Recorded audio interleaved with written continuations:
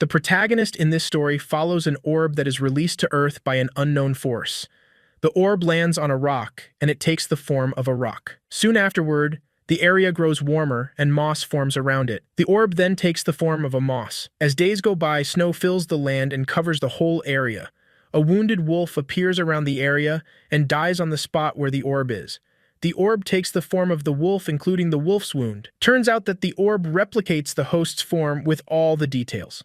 The wound doesn't pose a threat to the orb as it heals in no time. It doesn't take the orb long before learning how to walk. Soon afterward, the orb arrives at a seemingly deserted settlement. A nameless boy comes out of one of the hut, and by his reaction it seems he knows the dead wolf. He calls the wolf Joan, but little does he know that his wolf is dead, and the animal in front of him is an entirely different organism. The boy takes the orb inside the hut and cares for it. The orb sleeps beside the boy on the bed that night to remain warm. The next morning, the boy reveals that he is the only one in the settlement. His family has ventured off far south in search of paradise. It is said that there are lots of food and fruits far south. The only reason he didn't go was because they told him to watch over his grandma and other old people. They have all died, and he's the only person remaining in the settlement. He is still waiting for his people to come back and take him to paradise. Later that day, the boy catches a big fish, and he cuts part of it for them to eat. He keeps the rest as a reserve. There are also dried fish on the walls that the boy has been keeping for food. The boy has the faces of all his family members on the wall inside the hut. Soon afterward, the boy decides that he will go after his family. The next morning, he packs his things and sets out on the journey to paradise. He starts heading south, and the orb accompanies him. As he moves farther south, he sees a stone that acts as a marker. Turns out that his family members left the stone as a directional guide for him or anyone planning to take the path. As days go by, the boy says he can't wait to get to paradise and be with his family. In the next scene, the ice under the boy's feet cracks and he falls inside. He comes out and thinks everything is fine until he realizes that he has injured his thigh. He doesn't pay much attention to it and continues the journey. However, he soon starts to feel the effect of the injury as it gets bigger. Later on, the boy arrives at a location that looks like a destroyed settlement. He sees one of the markers that has been crossed with an X sign. This tells him that all of his family members didn't make it past the spot. They have all died out, and this brings him to tears. He is already weak due to the effect of the wound.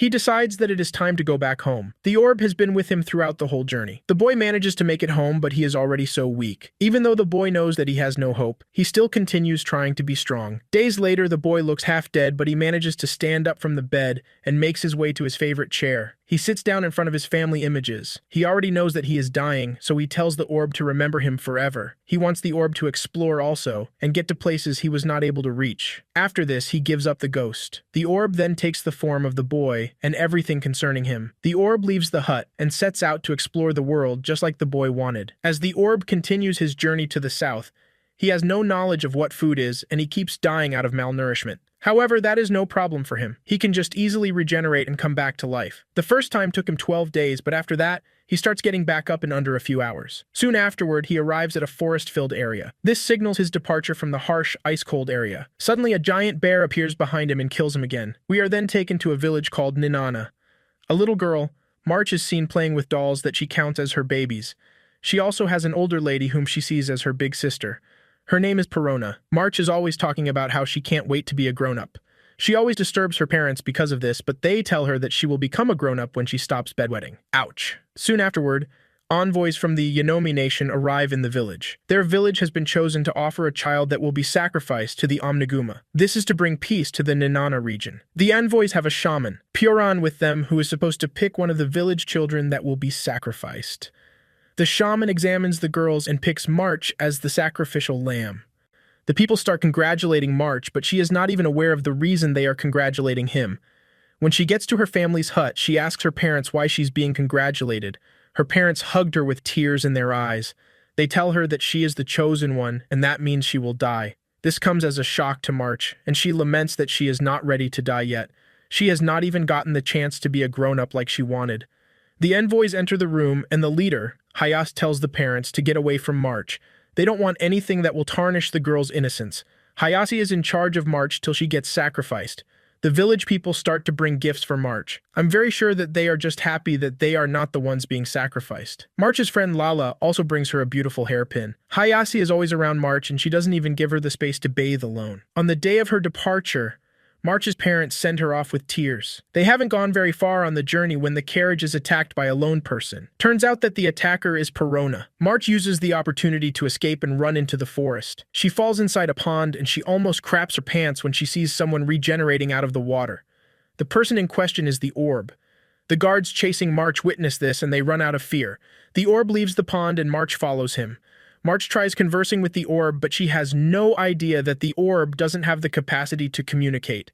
He is basically a dog in human form at the moment. However, March is able to deduce that the orb is innocent because of the stunt it just pulled off.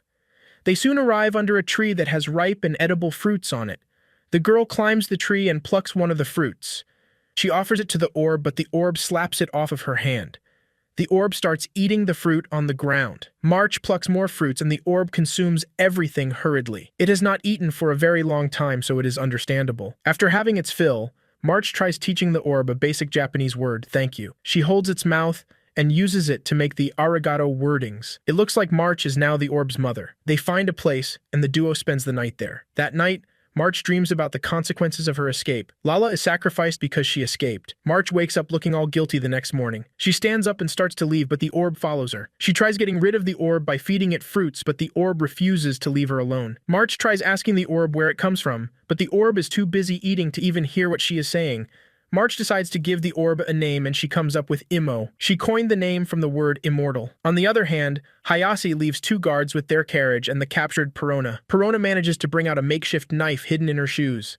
She starts cutting off her binds with the knife while the two guards are busy discussing. Suddenly, an unusually enormous bear appears from the forest and attacks the guards. The bear kills one of the guards, but the other one manages to escape. The bear comes after Perona, but she manages to cut off her binds and escape before the bear ends her. The bear is relentless, and it continues chasing Perona, but she gets to escape by jumping off a cliff. She lands in the same pond that March found herself in. Perona starts to track down March from there. Meanwhile, Hayase has found March. March doesn't even argue, and she just starts following Hayase. Imo stays behind while March goes with Hayase. Perona is still trying to find March, and she runs into Imo. She tries asking Imo if he has seen any girl around, but he just continues walking away. Hayase gives March some sort of jelly and says all the chosen ones take the jelly before they are sacrificed. The taste feels weird, but she still manages to finish it. Hayase then asks March about Imo. March doesn't know anything about him, so there is no way she can help in that aspect. They are in the middle of this discussion when the other guard that escaped arrives. He informs Hayase that they were attacked. He calls the bear the name that they all fear. He says the bear is Oniguma. This is the same being that they usually offer sacrifice to. After March has consumed the whole jelly, she falls unconscious. Hayase and the rest of the guards take her to the ritual site, and she is tied to a slab. It doesn't take long before the bear arrives on the scene. At that same time, Perona gets there and she runs to where March is tied. The guards want to stop her, but Hayase says there is no need for that. Oniguma can manage 2 meals, she says. Just then, Imo enters the site before Hayase and the guards lock the gate. Imo approaches the bear and it bites his head. Imo manages to hold his ground even with the enormous teeth sinking into him. Hayase and the rest are watching the scene from an Overwatch location. Imo transforms into his wolf form to engage the bear. A fierce battle ensues between the duo, but Imo learns from his mistake anytime he goes after the bear. After minutes of tussle and brawling, Imo manages to defeat the bear. Hayase witnesses this, and she is taken aback that someone or something is capable of defeating Oniguma. March wakes up after the bear has been defeated, and Perona unties her. Hayase enters the site back. She reveals that she cannot let them go, and the only choice they have is to follow her back to Yanomi. This includes Panora, March, Pioran, Imo, and the wounded bear. March gives Imo a fruit, and after eating it, he faces March and says arigato. It seems Imo has learned something new yet again. Up next, we get to find out why Panora is fighting hard to prevent the killing of March. Panora's sister was also sacrificed to Onigami when they were younger, and she doesn't want anyone else to suffer the same fate as her. Now, in the present time, the group is on their way to Yanomi. The shaman is sitting with March and Panora inside the carriage. She then reveals that she is not a real shaman. She is just a criminal that Yanomi is using for their own selfish reasons. Yanomi Nation is interested in Ninana's riches. This is the reason they have involved themselves in the ritual rites. In turn, Ninana usually sends them supplies and other good things. They don't want this practice to stop so that they can continue getting everything that they get from Ninana. Panora talks about her disgust for the terrible tradition. Soon afterward, they arrive at Yanomi Nation. Hayase tells them that they can pick whatever they want and it will be paid for. March sees a man writing letters and she wants him to help her write a letter to her parents.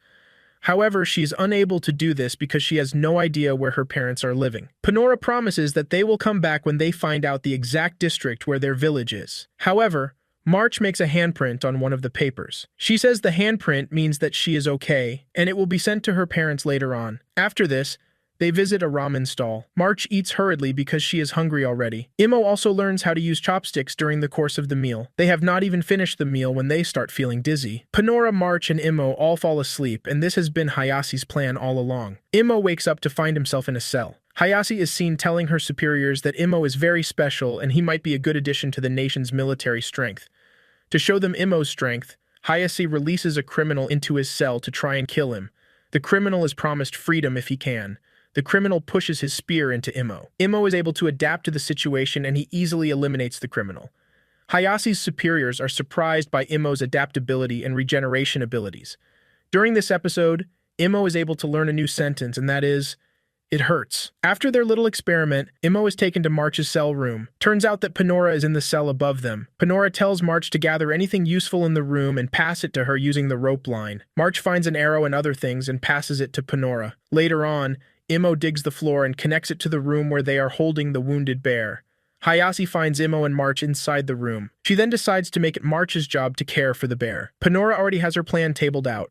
Once they escape, she will take a souvenir from the bear and show it to her village people to convince them that the ritual is no longer needed. While cleaning the bear, March pities it. She does not see the bear as something dangerous. She believes that the bear was just misunderstood by people because of its size, and they ended up attacking it. Moments later, the bear finally passes on, and Imo already has the data stored in his system again. On the other hand, Panora has managed to escape from her cell room. She manages to get herself inside the storage room. One of the guards sees her and tries stopping her, but she easily displaces him. Panora quickly makes her way to March's cell to free her. Perona releases March from her cell. She also frees Pioran from her cell room also. Perona intends to cut some part off the bear, but March stops her. They will find other ways to convince the villagers. March, Perona, Imo, and Pioran